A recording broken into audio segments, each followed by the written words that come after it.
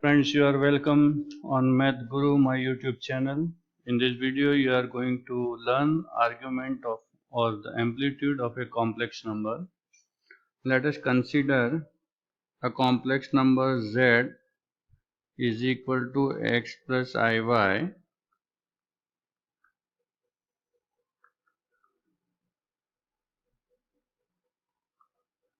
Okay.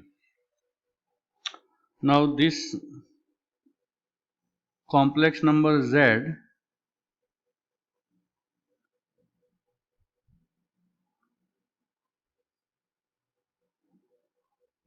can be represented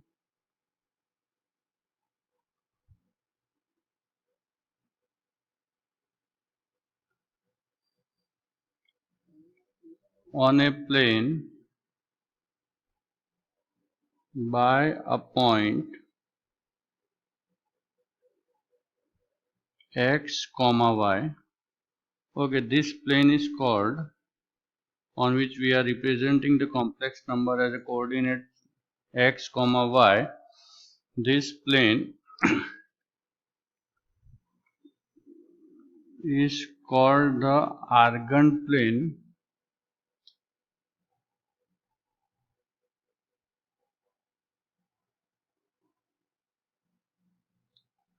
or the complex plane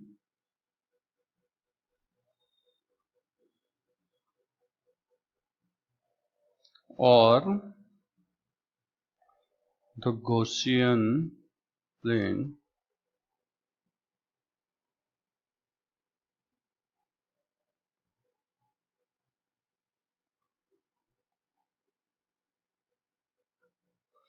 Okay, remember that x-axis here is called the real axis. X-axis is called the real axis and y-axis is called the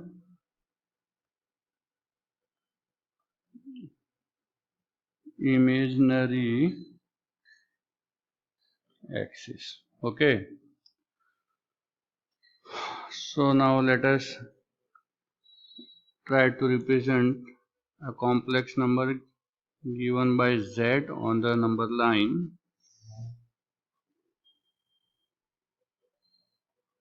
on the plane x y.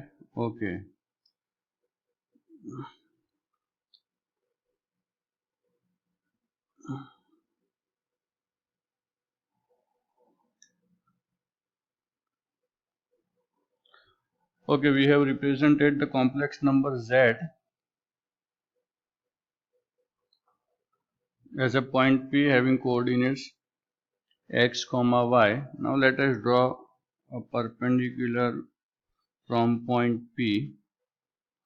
Okay, one more thing you should remember, that the length of the line segment OP is called the modulus of the z. Modulus we have seen earlier. Okay, so here we will note down that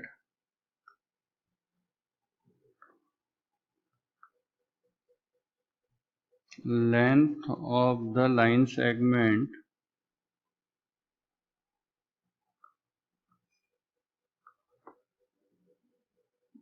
OP is called the modulus of the complex number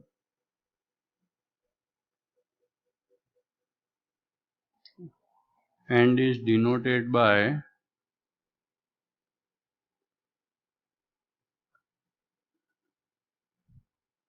modulus of z. Yes, or modulus we have seen in the earlier video. Okay, now from the figure it is very clear. Let us consider the angle POM to be theta. Okay, from the figure we know that OP square will be equal to OM square plus PM square. Therefore, OP square is equal to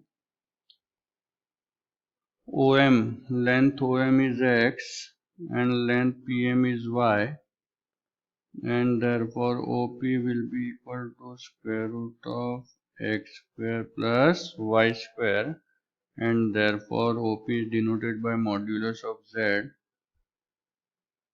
X square plus Y square. Okay, which can further be written as X represents the real part of the complex number Z, so we can write REZ the whole square plus IMZ the whole square. Okay, now notice that here the theta is an angle which is formed by OP, okay, in the anti-clockwise direction. Okay, so this angle theta is called the argument or the amplitude. So we will note down this.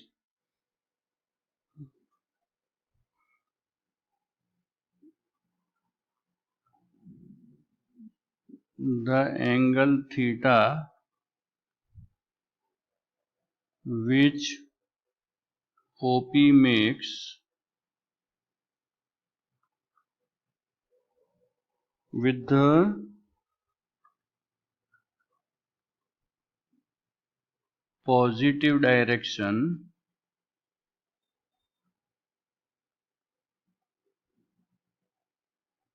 of x-axis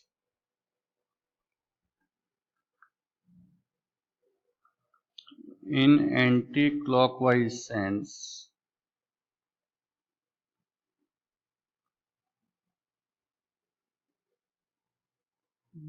is called the argument or the amplitude of the complex number of the complex number, yes or no, Z, and is denoted by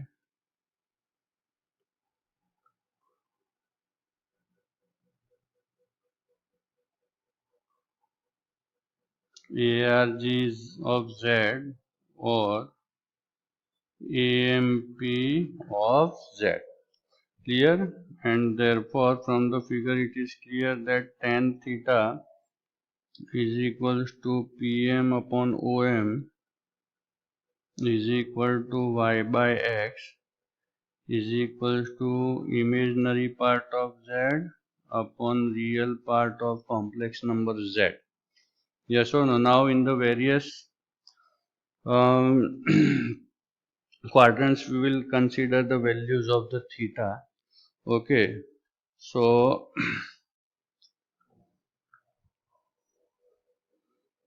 the value of the amplitude or the argument in the four quadrants will be taken as follows. So let us note down in this way. We will write down the quadrants numbers: quadrant 1, quadrant 2, quadrant 3 and quadrant 4. Okay, now here argument of Z, which will be denoted by theta.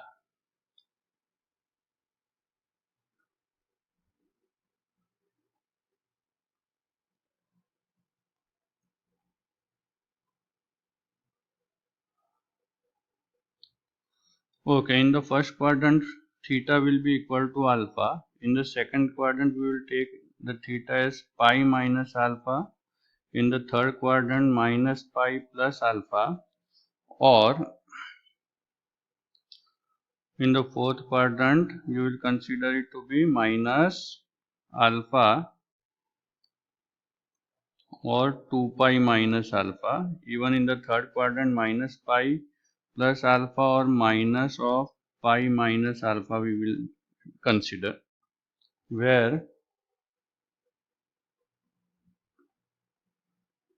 alpha is an acute angle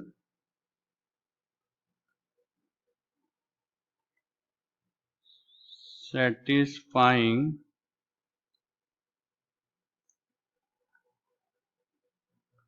the condition tan alpha is equals to modulus of y by x. Clear? So you have to remember this, okay, in order to find the argument or the amplitude theta. First quadrant theta will be equal to alpha. In the second quadrant theta will be equal to pi minus alpha. Third quadrant theta will be equal to minus pi plus alpha or minus of pi minus alpha, and in the fourth quadrant we'll take theta to be equal to minus alpha or 2 pi minus alpha, where alpha is an acute angle which satisfies this condition. Okay, now let us try to understand with the help of a few examples how to find the argument of a given complex number. Okay, so let us consider example number 1. A complex number z is equal to 1 plus I into root 3. Okay, so over here we will find out the values of x and y. Now x is the real part, yes or no? So here x is 1 and y is the coefficient of I. Okay, now first use the condition tan alpha is equals to modulus of y by x is equal to modulus of root 3 by 1,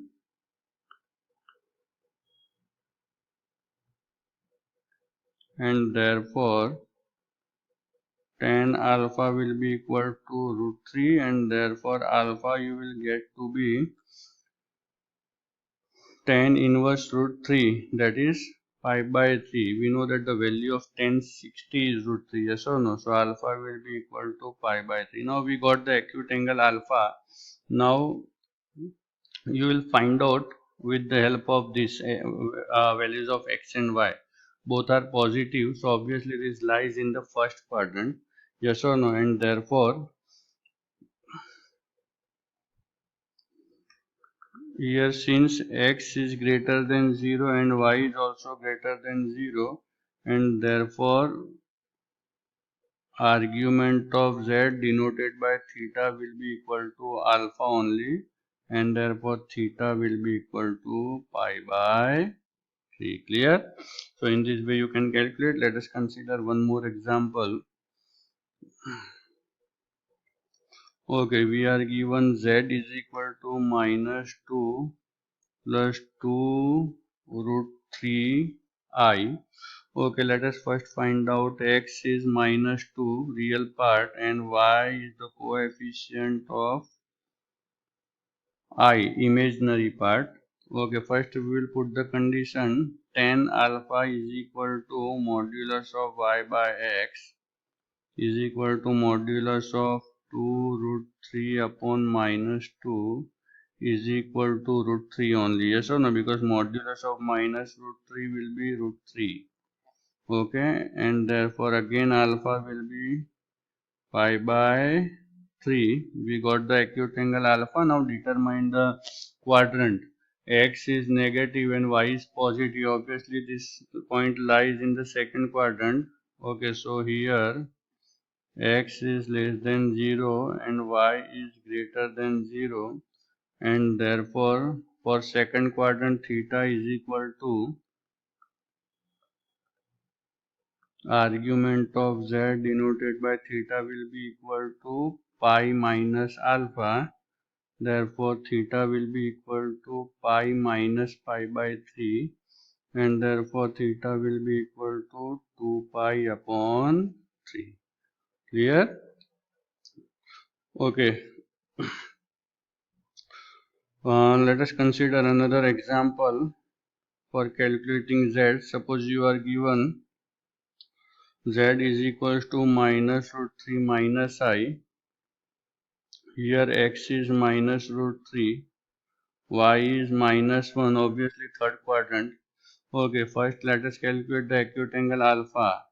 So tan alpha is equals to modulus of y by x is equal to modulus of -1 upon -√3 is equal to modulus of 1 by √3.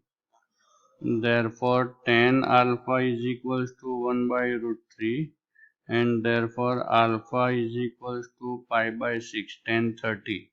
So acute angle is okay. Now x is less than 0 and y is less than 0. Therefore, the point lies in the third quadrant, and in the third quadrant we write argument of z minus pi plus alpha. So minus pi plus pi by 6. Okay, so minus pi by 6. Clear?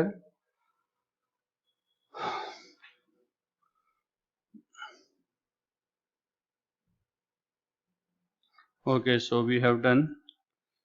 So now I hope that you have understood how to calculate what is the argument of a complex number and how to calculate it. Okay, further topic we will discuss in the next video. Thank you very much.